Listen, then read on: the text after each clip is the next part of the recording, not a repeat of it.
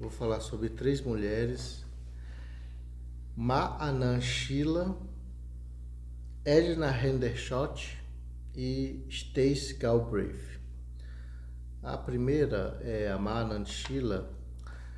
Ela é basicamente a protagonista da série Wild Wild Country, né, que está na Netflix, que conta a história de Rajneesh Puran, que foi um grupo religioso que estava estabelecido na Índia e mudou toda a sua estrutura, e suas pessoas e seu comportamento para o estado do Oregon dos Estados Unidos, ali no início dos anos 80.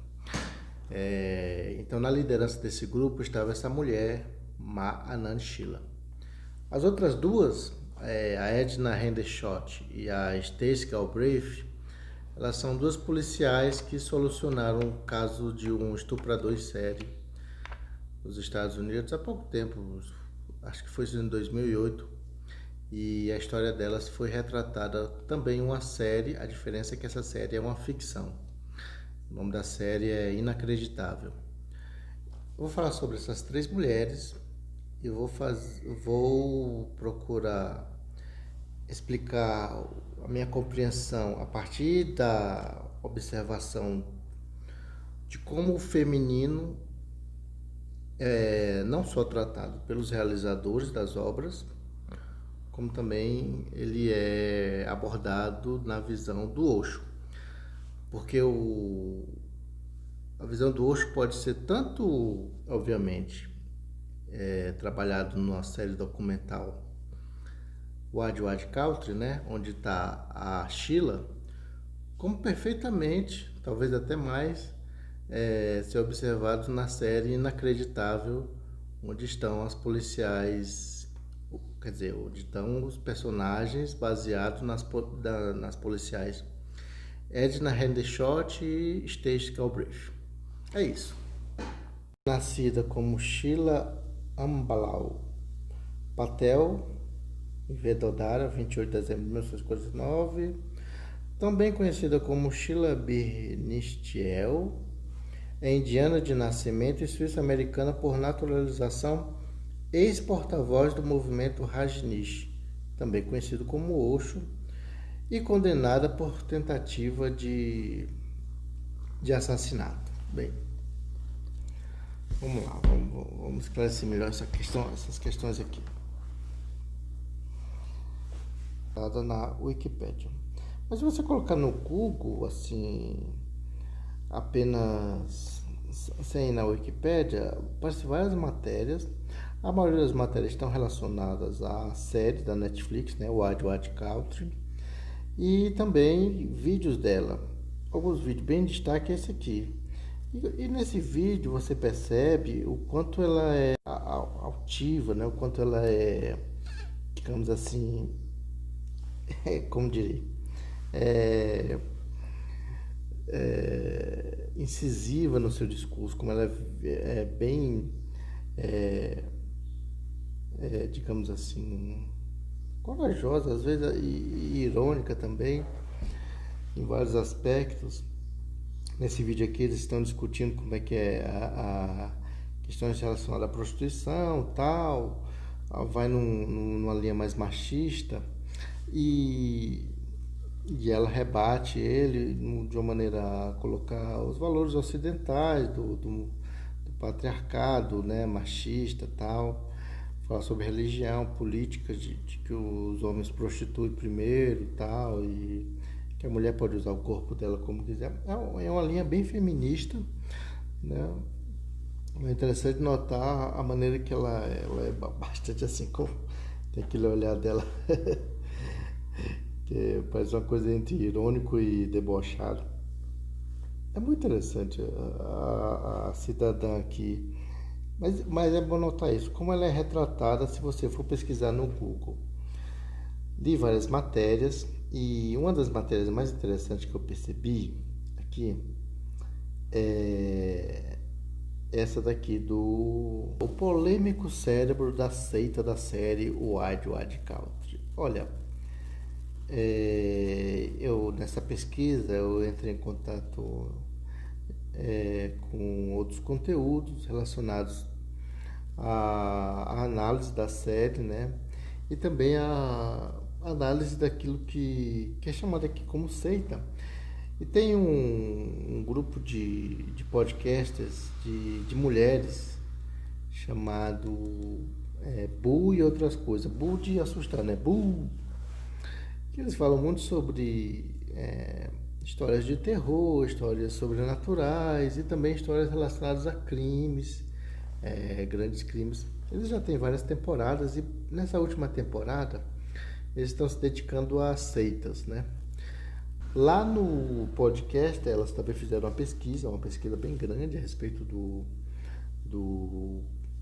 assunto, do movimento, né?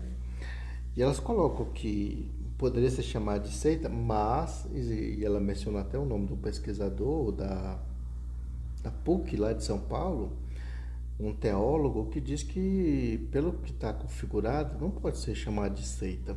E eu também, pelo que eu entendo do termo seita, como organização radical fechada, para mim é um equívoco também. Eu não vejo como isso. O pesquisador coloca como um movimento religioso, né? Eu vejo mais como um movimento, sim, que tem religiosidade, mas também tem aspectos terapêuticos, de bem-estar, como tem questões de transcendência, né? Pode ser também como um religioso. Mas bem, essa matéria que eu fiquei mais assim intrigado com ela, escrita pela Laura Fernandes, é bom colocar escrito por uma mulher, lá de Barcelona, em 11 de maio de 2018. Eu li aqui, no segundo parágrafo, ela já coloca por que ela foi falar sobre o assunto. Ela está baseada também na série, né, uma série documentária da Netflix dos irmãos Way, né? Os irmãos Way. Ela fala: não me arrependo de nada. Por que me arrependeria se não tivesse criado tudo isso? Se não tivesse criado tudo isso, estaria em uma cozinha e não ousaria pensar por mim mesma. Quem fala é a própria Sheila, que transformada em uma controvertida celebridade que fascina quem assiste a série. Realmente, vejo Bhagawan como um homem. Para mim, ele é como o dono do meu coração. Nós nunca competimos, é algo que aprendi com meus pais. Homens e mulheres estão aqui para se ajudarem.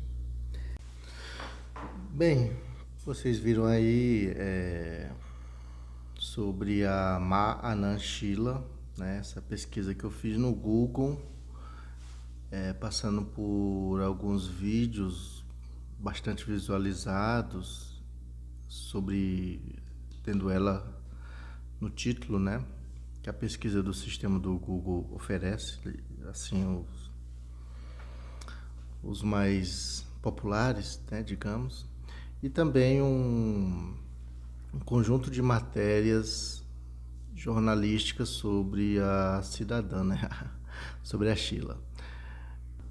Aí você deve estar pensando, bem, mas você escolheu logo uma mulher na sociedade, para representar a mulher na sociedade, alguém que está sendo considerada um ícone feminista, né? Como a própria matéria do El País está apontando. Colocar ela como uma porta-voz de uma seita, né? Nossa, a pessoa pensa assim, quem é essa mulher? Uma porta-voz de uma seita? Como coloquei lá, eu acho que o termo seita não se aplica. Grupo religioso, sim. E talvez um grupo de vivências, né? Um grupo relacionado a terapias, né? E bem utópico, né? Porque eles estavam construindo uma cidade do nada, bastante empreendedores, né? Se você for nesse ponto de vista, né? E você vai perceber, mas você pode estar se questionando, será que isso realmente é um exemplo da mulher na sociedade? Depende de que mulher você está se falando, né? Depende de que mulher você entende como ela deve se posicionar na sociedade. se ela é relevante para a sociedade. Como eu disse antes, eu vou colocar essas mulheres na sociedade do ponto de vista da abordagem do Rajneesh, né? Posteriormente mais conhecido como Osho, somente hoje em dia, né? Então, eu vou tentar matar 2 coelhos numa cajadada só. Porque que essa mulher se insere não só nesse conceito, né, de uma mulher que representa um tipo de feminismo na sociedade, e também, ao mesmo tempo, vou mostrar onde você pode achar um vídeo de um depoimento na qual você pode perceber tanto um aspecto a se questionar sobre a real maneira, como se eu quisesse convencer você que o que é real o que não é real. Para você questionar sobre o que realmente aconteceu de fato para essa mulher ter sido perseguida, talvez, mas condenada sim, ela foi, cumpriu pena, né? Ou seja, o que está descrito na Wikipédia é verdade. Tanto é que ela não pediu para reconsiderar isso nem nada. Talvez eu acho que ela nem ligue para isso, o que dizem dela, o que deixam de dizer. Isso é uma postura comum de pessoas que seguem o Rajneesh. Eu cheguei a conhecer algumas e eles têm essa característica de daqui a pouco se lixando se o que falam sobre ele é bom ou ruim. Mas de fato, realmente, ela foi condenada a cumprir pena, né? Houve uma transação penal, não que apresentaram aqui, ó, você tem esse corpo aqui, acharam o corpo. Ela foi acusada de tentar cometer assassinatos, né? Mas para deixar essa história mais, digamos assim, numa perspectiva maior, porque talvez você esteja vendo só um lado da coisa, né? Talvez se você ficar lendo só as matérias dos grandes portais jornalísticos, grandes portais de comunicação, você tem uma visão... Desculpa. Você tem uma visão negativa sobre ela.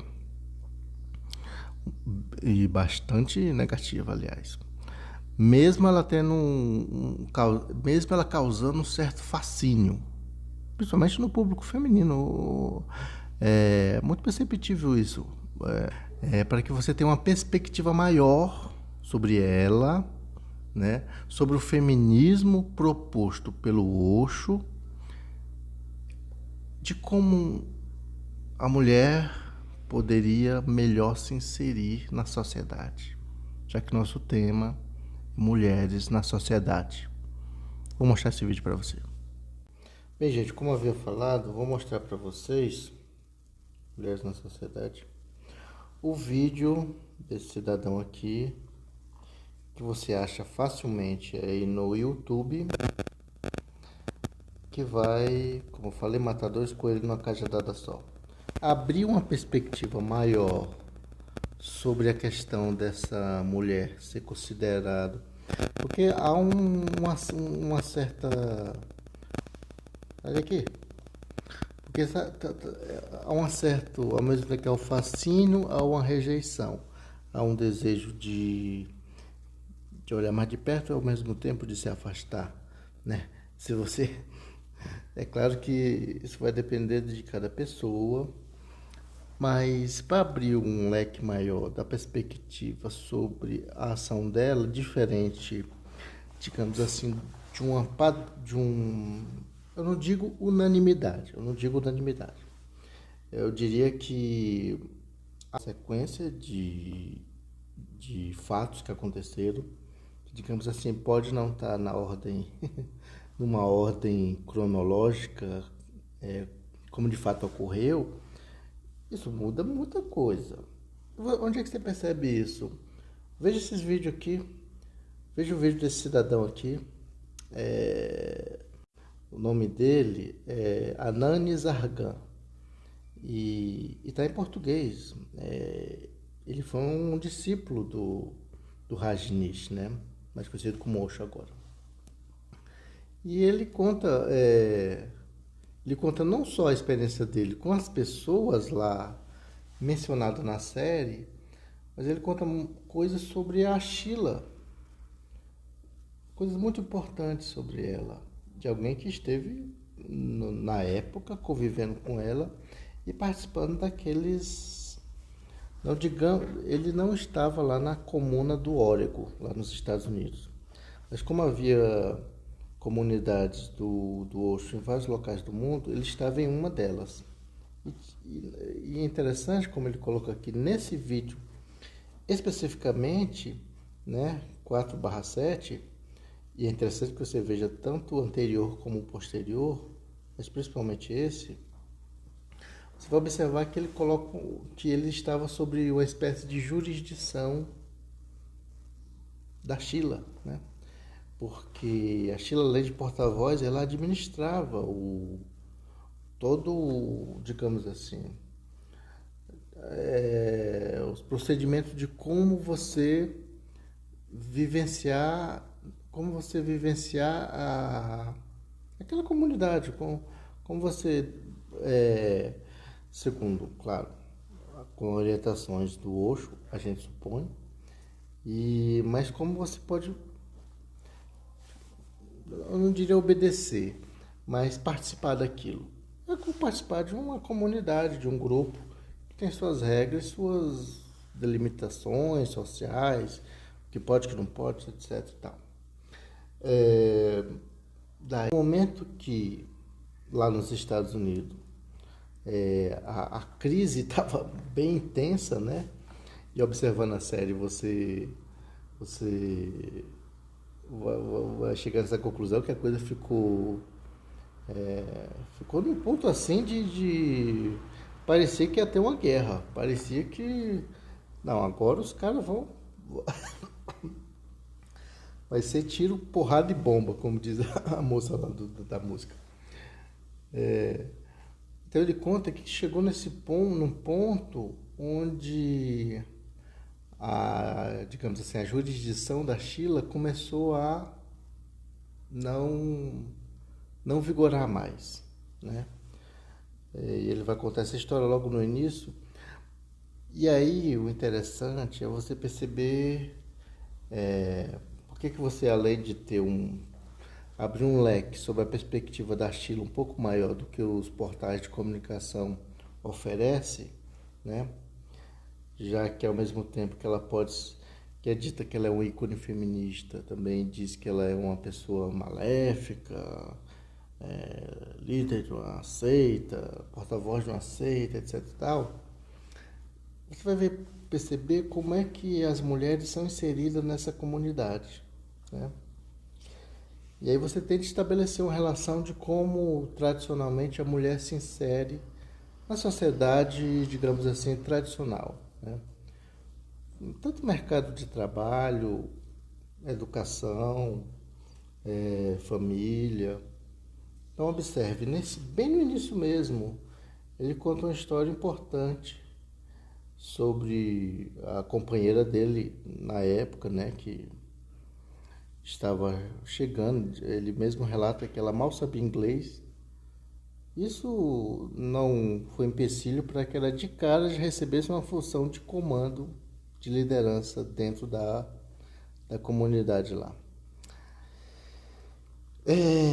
O que seria isso? Eu posso adiantar, mas é interessante, importante que você compreenda para você ver o relato e não ficar algo ouvir dizer, né? Ouvi dizer que o cidadão falou, que o outro disse, tal, tal. Então é bom que você veja o vídeo. A perspectiva de inserção da mulher na visão do Osho. O fato de ser mulher ou homem, você vai perceber que não é a questão aqui. Existe algo maior. E isso está na prática aqui, não é algo teórico, né? A gente vê muito isso nessas questões de discussão de gênero, inserção, né, da mulher, tal, lugar de fala, vários termos que pregam o mundo, assim, meio que vamos fazer um mundo junto melhor, mas que está tudo no campo teórico, está tudo no discurso. Na prática, a gente não observa. Exatamente o contrário aqui.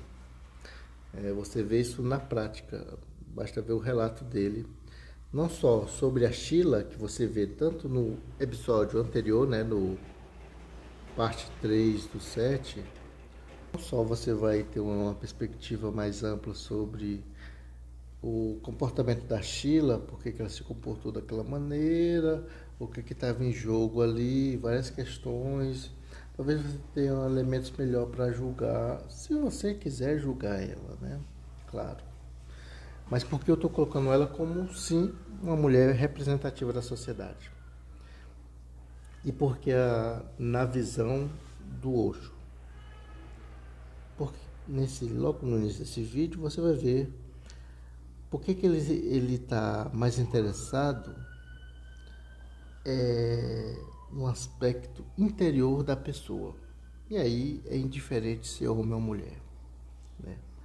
Nesse sentido, eu acho que há a compreensão daqueles lá que vão receber as ordens dessa mulher que mal chegou e mal sabe a língua do local, de que é isso. É um desafio e é uma oportunidade de aprendizado. Eu vou colocar isso mais claro a partir do momento que eu vou falar sobre em que conteúdo específico, livros, né, discursos, você vai encontrar essa visão, essa maneira de ver a mulher na sociedade, né? Ok, vamos lá, como eu havia falado antes, o conteúdo que você encontra a respeito dessa temática, essa visão, essa perspectiva sobre a inserção da mulher na sociedade, na visão do Osho, você encontra de maneira bem incisiva e bem focada, sem dúvida nenhuma, nesse livro aqui. O livro das mulheres, né? Como entrar em contato com o poder feminino. Editora best-seller, de como isso é tratado na visão dele, e você pode relacionar com a própria atitude da Sheila, como também o depoimento do Nizargan sobre a Sheila e sobre a companheira dele de então, recebendo uma posição de comando, mal chegando lá na comunidade onde ele estava, né? Isso vai ficar claro, você vai direto à fonte. Vamos observar aqui como é que ele respondeu. Um aspecto que eu anotei, que com isso você já tem uma ideia bem clara do tipo de visão que ele tem sobre a inserção da mulher na sociedade, né? Poderia, por favor, explicar quais são as reais diferenças entre homens e mulheres? O que eu anotei? A maior parte das diferenças entre homens e mulheres existe devido a milhares de anos de condicionamento. Isso aqui é fundamental. Condicionamento. Eu vou até marcar aqui porque é algo importantíssimo. Vejam. E é isso que eu entendo que precisa ser bem fixado. Milhares de anos de condicionamento. É complicado isso. Você é condicionada e constantemente aquilo é implantado em sua mente, seu pensamento padrão de que se eu sou mulher, eu tenho que se comportar assim, eu tenho que se comportar dessa maneira. Ou se eu sou homem, eu tenho que me comportar assim, eu tenho que me comportar dessa maneira. Isso faz toda a diferença. Isso faz parte também da educação, né? Uma educação que acontece tanto a nível formal como informal, tanto diretamente como indiretamente. Uma das diferenças é que a mulher é capaz de produzir a vida, o homem não. Desse quesito, ele é inferior. E essa inferioridade tem desempenhado um grande papel no domínio das mulheres pelos homens. Domínio das mulheres pelos homens. O complexo de inferioridade funciona da seguinte maneira: complexo de inferioridade. Ele finge ser superior, de modo a enganar a si mesmo e enganar o mundo inteiro. Assim, o homem, ao longo dos séculos, vem destruindo a genialidade, o talento e as capacidades da mulher, para que ela possa provar a si mesmo, para que ele possa provar a si mesmo que é superior para si mesmo e para o mundo. Agora o aspecto mais biológico. Em função de a mulher dar à luz durante 9 meses ou mais, permanece absolutamente vulnerável e dependente do homem. E os homens exploram isso de uma forma muito feia. Trata-se apenas de uma diferença física, e que no fundo não faz diferença nenhuma, né? Apenas uma questão física mesmo. E aqui, para arrematar, a psicologia da mulher é corrompida pelo homem, uma vez que ele lhe diz coisas que não são verdadeiras, faz dela escrava para proveito próprio e a reduz a indivíduo de segunda classe no mundo. Está muito claro, né? E a razão para isso é o fato de ele ser mais poderoso em termos de músculo. Mas o poder dos músculos não faz parte da característica animalesca. Não. Mas o poder dos músculos faz parte de uma característica animalesca. Se isso vai decidir a superioridade, então qualquer animal é mais musculoso do que o homem. Será que não haveria o livro dos homens? Tem? Tem? Eu achei isso até no YouTube.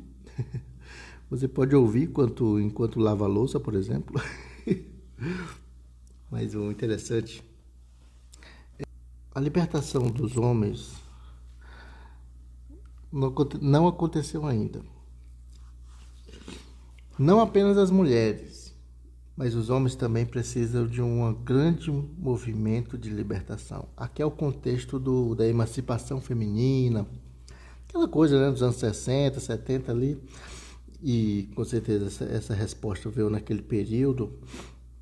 Então essa coisa estava uma grande ebulição, estava muita discussão sobre isso na época. Então ele lança isso aqui para estabelecer essa relação, ou seja, o movimento de libertação não é só as mulheres que precisam, os homens também, talvez estes mais. Precisa do grande movimento de libertação, uma libertação do passado, desde a escravidão dos valores que negaram a vida e dos condicionamentos sociais que nos remete aos fatos sociais do Durkheim, né? Da sociologia do Émile Durkheim, desde os condicionamentos sociais, negaram a vida de coisas sociais, que foram impostos à humanidade por todas as religiões há milhares de anos. Os padres e os políticos causaram uma tremenda divisão no homem. Criaram no homem com sentimento de culpa que é alienado de si mesmo, que luta contra um conflito interno permanente que permeia todas as áreas da sua vida. Um conflito entre o corpo e a alma, a matéria e o espírito, materialismo e espiritualismo, ciência e religião, homem e mulher, o oeste e o leste e assim por diante. Bem, o que ele quer dizer com isso?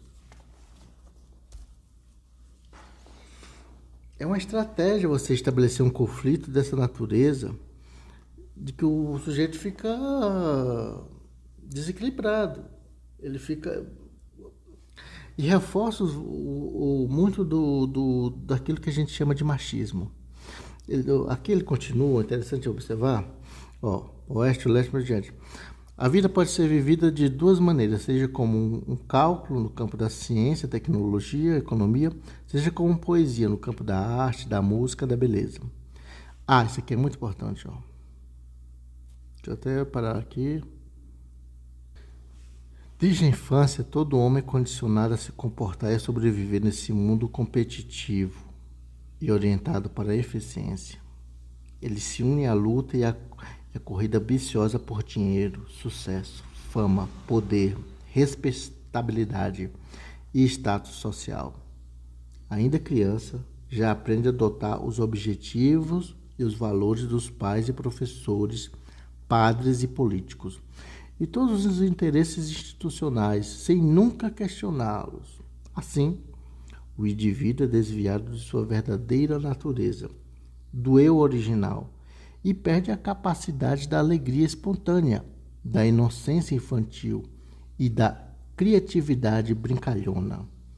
É reprimido seu potencial criativo e sua capacidade de amar, em sua vontade de gargalhar, em sua paixão pela vida, entre outras coisas. O modo como é educado pela sociedade elimina a sensibilidade do corpo e dos sentidos e o torna insensível e morto. Perde o acesso às suas próprias qualidades femininas inatas de sentimento, gentileza, amor e intuição e se transforma em um robô eficiente, orientado pela razão e sem sentimentos. Bem, tá aí, né? Os valores do macho sendo questionado. Então, eu trouxe o livro do homem para fazer um paralelo.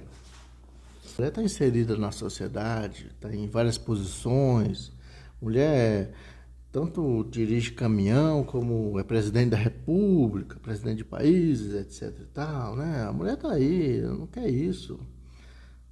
Ele responde, ele coloca por que a mulher está aí, né? Ele pega aquele aspecto que é colocado por historiadores de que as mulheres foram para os meios de produção a partir do momento que os homens iam para as guerras, né? Quanto mais havia guerra de um determinado país ou região com outra, os homens tinham que ir lá, né? Milhares, talvez até milhões. Mas a vida continuava nas comunidades, nas pequenas cidades, nos feudos, etc. E a mulher tinha que assumir essa função. Foi assim ao longo da história, ela assumindo, entrava, né? Estava lá na reserva, entrava para substituir os homens lá. Isso aconteceu também na sociedade industrial. A questão é que na sociedade industrial houve uma necessidade maior ainda das grandes indústrias, né? Mas isso, houve um momento que não havia tanta mulher já no contexto de trabalho que não tinha mais volta. Mas o que é que ele coloca? Olha, realmente, a mulher está aí na sociedade, em várias posições, mas será que é a mulher mesmo? Ou é um tipo de pessoa que possa fazer a mesma função que um homem faria? Porque se você pensar bem, aqui tomando como base esse discurso aqui, de contraposição sobre como o homem é negado a ele aspectos, qualidades femininas, né? São colocadas assim, eu acho até que não deveria ser colocado como qualidades femininas, mas sentimento, gentileza, amor, intuição, né? O que transformaram o ser humano e aí também o homem foi um robô. E o que é que a mulher que teoricamente tem esses sentimentos mais natos, né? O que é que ela trouxe para a sociedade quando foi permitida a ela estar presente na sociedade? Ser igual a um homem. Então ele coloca aqui, na verdade, a mulher está sim na sociedade inserida, mas o feminino não. O feminino ainda não faz parte da sociedade. Por quê? Porque continuamos nos comportando como robôs. Afinal de contas, você vê por aí sentimentos de gentileza, amor, intuição, essas qualidades mais ligadas ao feminino na sociedade? Claro que não, né? Pelo contrário, a chance de você encontrar uma mulher que representa muito bem os valores masculinos chega a ser às vezes até mais intenso. Porque se estabelece aquela relação da competição, né? Nossa sociedade competitiva, nosso meio de produção capitalista, né? Nosso sistema de produção e de distribuição de bens da nossa economia capitalista. Então, o que existe é uma grande competição na qual as mulheres estão nessa situação e se comportam nesse aspecto. São mulheres que assumem qualidades masculinas, às vezes até mais que o homem. Eu vou colocar isso no final do vídeo, porque agora, para arrematar, eu vou falar sobre as outras duas mulheres. Edna Hendershot e Stacey Galbraith. Quem são elas? Elas foram as mulheres, as duas policiais que solucionaram o caso de um estuprador em série lá nos Estados Unidos. E elas foram retratadas numa série chamada Inacreditável, 8 episódios, que estreou na Netflix no dia 13, mas foi de 2019, né? Essa matéria aqui dos 7 minutos eu achei a mais interessante para pontuar, para vocês terem uma verificação melhor sobre esta série. Aqui, ó, essas duas policiais. É uma série bastante pesada, né? Um tema de estupro, mas ela não é nada explícita, nada disso. Ela é bastante eficiente narrativamente. Eu vi sem saber. Eu nunca tinha ouvido falar do caso. Tava lá na capa da Netflix. Isso foi ano passado, né? De 2019. E comecei a ver e achei interessante o primeiro capítulo todo. Essa daqui, digamos, que a vítima protagonista, ela é a vítima mais importante, porque o que acontece? Ela vai contar o caso dela pro policial, né? E é interessante isso aí que começou. Eu não estava entendendo porque que ela estava contando as histórias para um policial. Aí depois chegou outro policial, digamos assim, chega a polícia militar. Vamos pegar o caso aqui do Brasil, né? Ela chama a polícia e chega a polícia militar. E a polícia militar quer saber tudo, até dos detalhes. Como é que foi? Não, eu não me lembro. Me amarrou e tal, tudo. Mas aí pergunta, você viu ele? Não, eu tava de costa, eu sei que vi o pedaço da meia, da perna, o pedaço da perna, não consegui ver. E aí tá, ela numa situação lá, logo depois do estupro, né? Aí vê outro policial, vamos supor, a polícia civil. Aí pergunta, faz a mesma coisa, pá. Aí vem outro policial da polícia civil, pergunta a mesma coisa. A moça lá já tá numa situação tão delicada que às vezes ela, por exemplo, o que ela contou lá pro policial militar, às vezes já é diferente pro segundo policial civil, entendeu? Aí tem essa confusão e ao longo desse episódio, do primeiro episódio, olha aquela numa situação aqui bem... o diretor de fotografia pegou esse aspecto aqui bem interessante de como ela está numa situação de inferioridade, né? De diminuição mesmo, porque esses policiais que, vamos supor, representam os investigadores, né? Os policiais civis e tal, que vão investigar o caso para descobrir quem é o estuprador. Eles estão questionando de uma maneira assim, tão incisiva, que a moça acaba ficando numa posição assim meio... E claro, depois de ter sido estuprada, né? Que imagina. E às vezes são adotadas. E ela tinha sido adotada por uma mãe na qual eles dois vão atrás. E essa mãe, antiga mãe, digamos assim, cuidadora, algo nesse sentido, fala coisa terrível sobre a moça, assim, de que ela gosta de aparecer. Talvez essa história de estupro, né? Não sei, quer chamar atenção. Então, se já não bastasse o próprio depoimento dela tá com algum, você percebia vendo a série, de que estava realmente com algumas falhas, assim, mas você percebia que a moça estava alterada, né? Poxa, coloca a situação dela, pelo amor de Deus. Se já não bastasse isso, os policiais ouvem dessa mãe que vivia com ela num determinado período. Não é que ela era a mãe dela, né? Ela foi assim adotada e ficou um período lá e depois, não sei por qual cargas d'água, deixou lá, não ficou mais com ela. Não sei se funciona assim também, se é a lei, se é um procedimento legal, de que você vai ficar um período, não necessariamente você vai ficar para sempre com a pessoa, sobre a guarda daquela pessoa, com a guarda daquela pessoa. Mas eu só sei que essa mulher, essa que tinha sido a suposta mãe dela, né? É, conta coisas terríveis sobre ela. E engraçado que ela, na narrativa da série, ela tá contando e parece imagens dela, tipo assim, numa festa, se rebolando, querendo chamar atenção, tal. Então, então faz com que o espectador pense isso também. É uma estratégia sensacional da narrativa. É uma série muito boa, eu recomendo. E não tem nada explícito, não tem nada bom. Mas eu sei que a moça fica arrasada, porque os policiais começam a questionar realmente. Parece que essa moça, na verdade, está fazendo a gente perder tempo. Está fazendo a gente perder tempo. Isso aí eu acho que ela está querendo chamar atenção. E começa a questionar ela mais incisivamente, assim.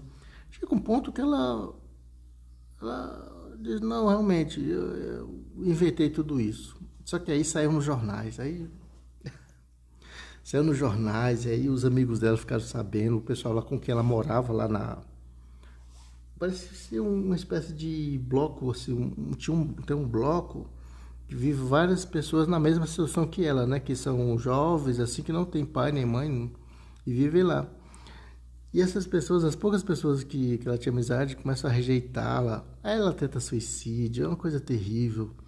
Porque ela fica numa situação terrível. Porque vazou para a imprensa a situação, que vazou para a imprensa também que, na verdade, ela tinha inventado tudo. Ela era uma mentirosa e ela tinha inventado essa história de que tinha sido estuprada para chamar atenção.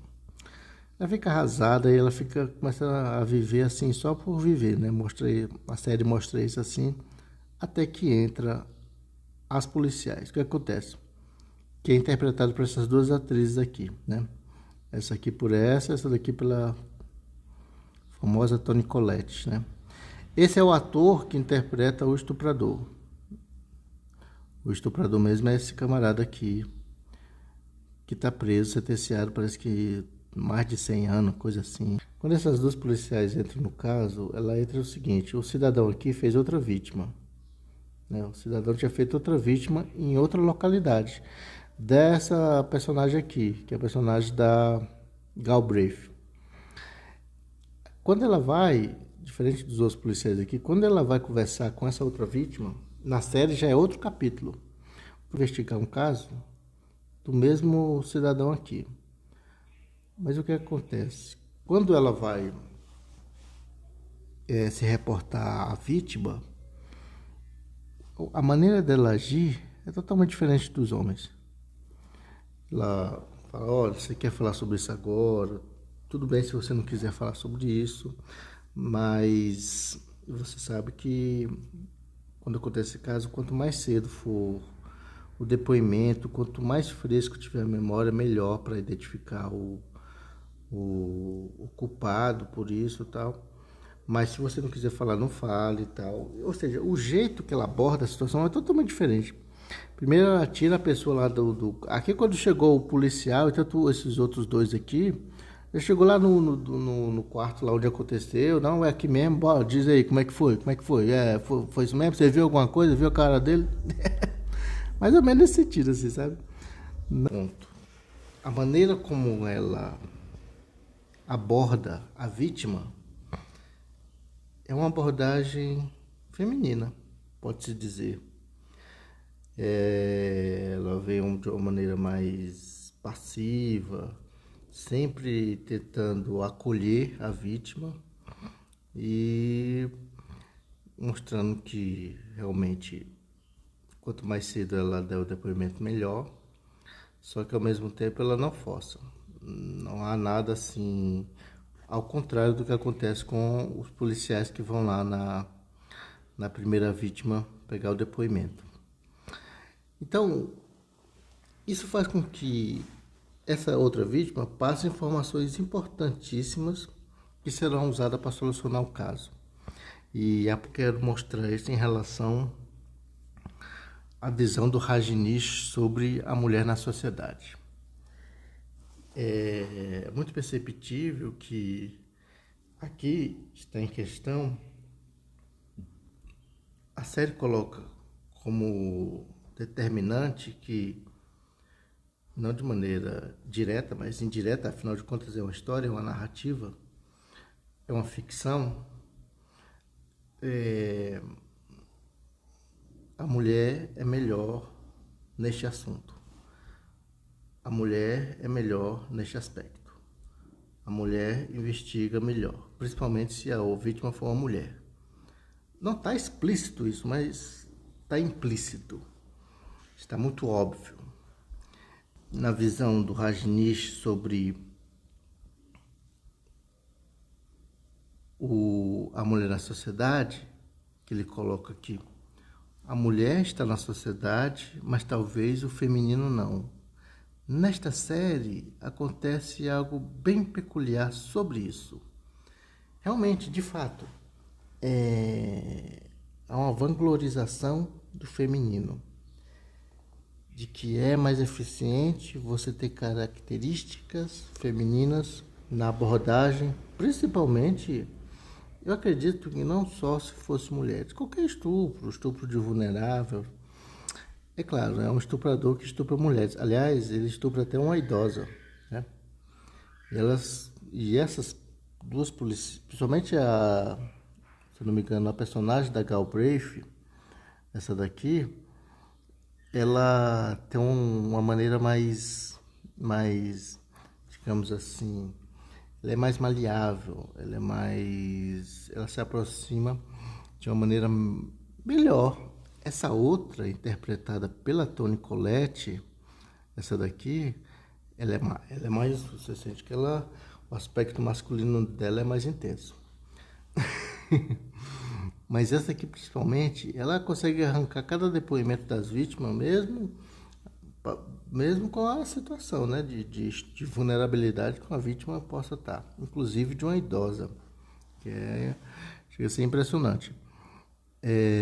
E sem dúvida nenhuma, você percebe isso. Poxa, realmente tem coisas que as mulheres, né, sem dúvida nenhuma, o feminino aqui, ele é essencial para solucionar o caso.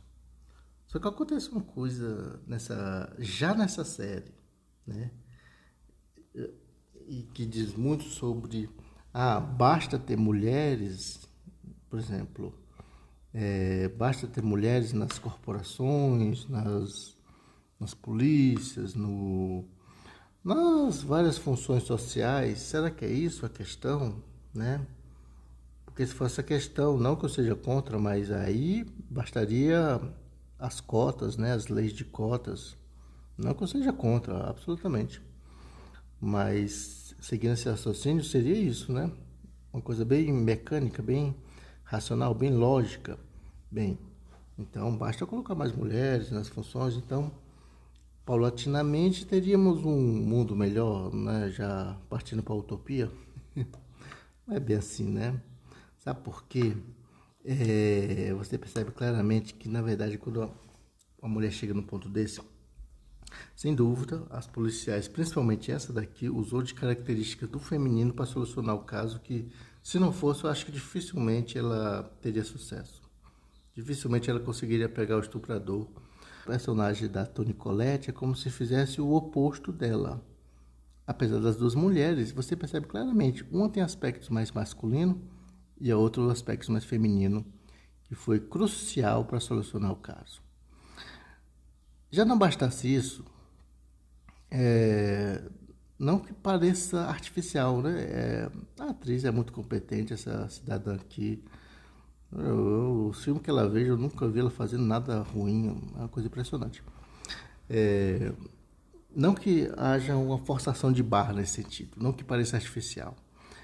Apesar dela ter característica masculina, essa personagem aqui, isso não quer dizer que ela vai descambar para um lado mais, digamos assim, mais opressor. Não, nada disso não, é só isso. Ela é mais física, ela é mais, tipo assim, mais ríspida. Ela é mais ríspida, assim, não. Não, mas a diretora e também a produtora é uma mulher. O que que você observa nisso? Me parece que não bastava apenas você colocar que o feminino resolveria o caso. Então, há várias cenas que se você prestar atenção, a necessidade delas é apenas mostrar que uma mulher também pode ser forte. Essa daqui, de vez em quando, mostra ela fazendo exercício, atividade física, tal. Ela batendo de frente com alguns caras, ou seja, mais assim, é mais masculinizada. Até aqui a foto já diz muito, né? Mostrando aqui a arma, né? Essas fotos não são por acaso. Mas não bastasse isso, ela também coloca elementos assim, não, mas mesmo uma mulher mais, digamos assim, mais feminina, meio esquisito dizer isso, eles colocaram alguns elementos de, não, ela também é forte, ela também pode ser máscula. Aí tem algumas sequências que chega a ser cômica, da maneira como ela quis retratar isso. É como que a diretora quisesse dizer, não, mas se a mulher estiver numa situação tal, ela também pode ser macho e pode. Ela também pode oprimir. Você vai observar isso, eu não vou dizer qual, não vou dar spoiler, mas existe alguma sequência, uma especificamente, que ela entra no bar, lendo um livro e um camarada começa a olhar para ela assim de uma maneira, né, sedutora, assim, tentando lá, né, sei lá, talvez tava querendo só paquerar a moça, mas enfim. E ela ameaça ele de um jeito que, nossa senhora, assim. A sequência toda, se você tirar ela, não vai interferir em nada a narrativa da história. Você vai compreender, você vai ter os mesmos. Você vai chegar às mesmas conclusões. Só que aí ela coloca isso como uma maneira de dizer: não, tudo bem, é feminina, ela tem aspectos mais femininos, mas ela também pode ser máscula e pode tocar o terror, sabe? Isso, então não venha mexer comigo, tal, nesse sentido. Talvez aí, eu acho que a gente pode entender de algumas maneiras, uma maneira de que não, como que uma autoproteção, uma maneira de uma autodefesa. Mas também eu sinto que isso está ligado à competição, né? No fundo, você, numa sociedade como nós vivemos, você está em constante competição. E aí é contra todos, não só contra seus pares, seu mesmo gênero, homem, mulher. Então tem isso. É um aspecto bem que desvirtua muito da narrativa, que chega a ser até meio irônico e no meu entender cômico, porque se ela colocasse a mesma sequência para essa personagem aqui, da Toni Collette, que é mais máscula, mais incisiva, você entenderia de boa. Ela colocou isso na personagem mais feminina, mais acolhedora, mais calma. E, e talvez tem coisa que é proposital no sentido, não, eu tô fazendo isso consciente mesmo, eu podia ter feito. Eu nunca vi uma entrevista com a diretora, mas eu podia colocar essa sequência na personagem que tem mais a ver, a atitude e tal.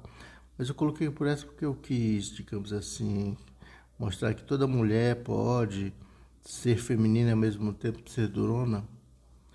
Aí é que tá, né? Talvez o ser durona aí signifique, não, eu também posso ser filho da puta. As mulheres também podem ser filho da puta. Pode chegar, dar uma carteirada, entendeu? Nessa série, isso chega. É como dizer assim, precisava não. Se você tirasse toda aquela sequência com ela, não ia mudar em nada a compreensão e a emoção da série. A eficiência narrativa da série. Não ia mudar em nada. Mas ela colocou essa sequência. Tá lá da metade pro final, né? Quando já mostra que ela tá se aproximando de solucionar o caso. Tá na investigação, né? E também tem a questão de, mas ela colocou isso para que a espectadora, o público-alvo dela, sinta que ela corre risco. Mesmo ela sendo uma policial, tudo, ela corre risco. Sem dúvida, isso já estava implícito de que você, na posição de policial, investigando um estuprador, você está em risco. Né? Deixar isso mais explícito é também uma coisa das séries, né? As séries têm vários capítulos. Então, é muito conteúdo, não é que nem um filme que a coisa assim tem que acontecer naquele, tudo tem que estar ali naquele período, no máximo 2 horas e pouco, 2 horas e meia e tal. Então, talvez se ela fosse fazer um filme, não colocaria essa sequência, eu acho que não. Mas ela colocou. Eu acho que isso está no inconsciente das mulheres. Não, eu tenho que mostrar que posso ser tão masculino quanto homem. Eu sinto que está aí. Algo que eu entendo que parece que está no inconsciente das mulheres hoje em dia, na atuação delas na sociedade, principalmente dentro de profissões tradicionalmente reservadas para os homens. Nesta série está bem clara a questão dos policiais, né? Historicamente sempre algo típico masculino, da masculinidade, mas também como uma diretora de um conteúdo relevante, né? Uma produção grande, bancada pela Netflix. Então, o fato de você estar ali naquela competição, parece que tem algo do seu inconsciente que diz, não, tenho que mostrar que tem um aspecto masculino comigo. Como autodefesa, talvez, mas certamente dentro do aspecto da competição de mercado. Então, né, para concluir, o Rajneesh, hoje em dia mais conhecido como Osho,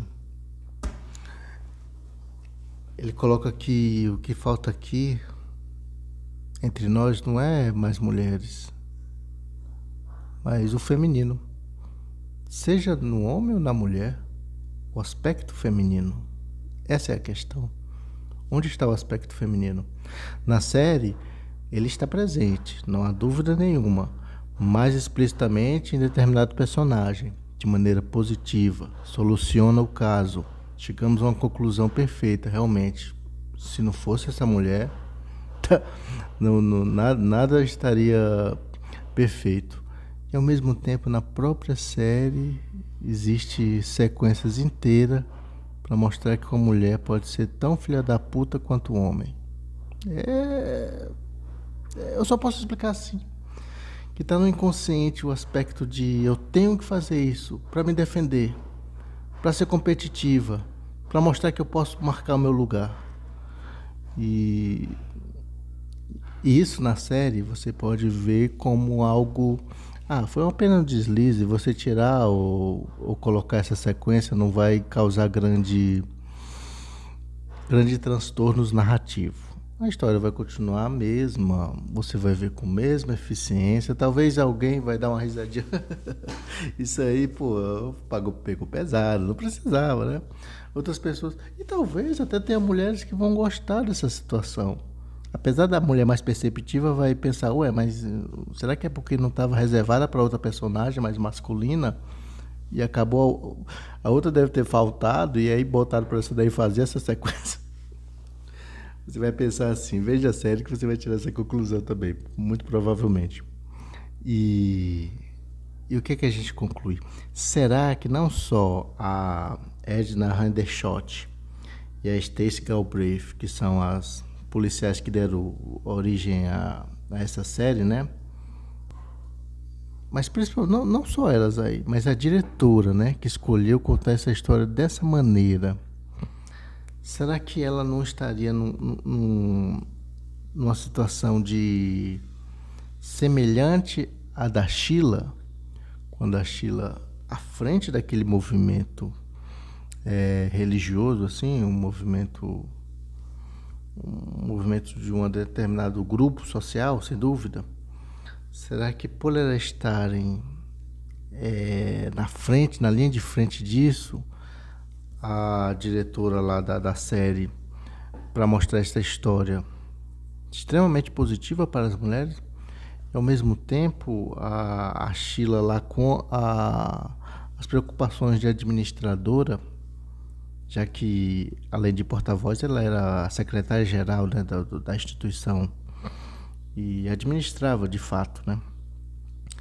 Será que elas não estão na mesma situação que muitas mulheres hoje em dia, que mesmo com seus aspectos femininos, mesmo construindo coisas tão belas e tão até assim impressionantes, né, e edificantes, depende do seu ponto de vista, claro, elas são forçadas meio que a agir de uma maneira, às vezes até, digamos, a um passo de botar tudo a perder, será? Eu sinto que muito provavelmente é algo delicado tratar, porque fica claro que você estando num mundo altamente competitivo, característica bem masculina, é muito difícil que, mesmo inconscientemente, você não acaba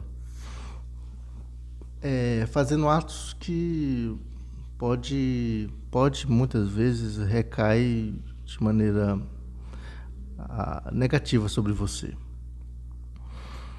E aí, para concluir, eu lembrei que não nesses livros que eu mencionei aqui, o livro dos homens e o livro das mulheres do Rajneesh, né, do Osho, mas em outro eu me lembro que alguém questionou sobre meditação. A grande sacada do Osho é a meditação, né, as técnicas que ele inventou especificamente para o homem ocidental, né? E alguém perguntou em determinado ponto, mas você começa a meditar, tal, você fica mais passivo, mais calmo, mais tranquilo, são características femininas. E a pessoa perguntou, mas eu também me sinto vulnerável, eu sinto que estou frágil, poderia falar sobre isso? E aí o Osho responde, realmente, de fato, isso só significa que você está no caminho certo. Quanto maior a sua meditação, mais frágil. E aí ele entra na questão da personalidade. No fundo, todos nós temos uma personalidade. Nós herdamos comportamentos e, fundamentalmente, nós herdamos um condicionamento que vai determinar a nossa personalidade, a maneira como nós pensamos, como nós agimos, como nós reagimos, nossos preconceitos, nossas preconcepções, nossos medos. E esse emaranhado de coisas que é embutido dentro de nós, quanto mais a gente estiver identificado, mais complicado vai ser quando você estiver no processo de meditação, que no fundo, como explica bem ele, é um processo de largar tudo isso, de largar uma personalidade. E aí, não importa se é masculino ou feminino. Seria muito bom que no nosso mundo, na nossa sociedade, não só mulheres na sociedade, mas tivesse o feminino na sociedade. Mas antes disso, né? Isso não importa se você é mulher ou homem. Antes disso, seria bom que nós não tivéssemos tantos condicionamentos, tantas obrigações, tanto tem que ser assim, tanta competitividade, tanto, sei lá, em última instância, tanta coisa mais atávica, né? Mais beirando o animalesco, sei lá. Seria muito bom. Mas vamos ter mais o feminino na sociedade.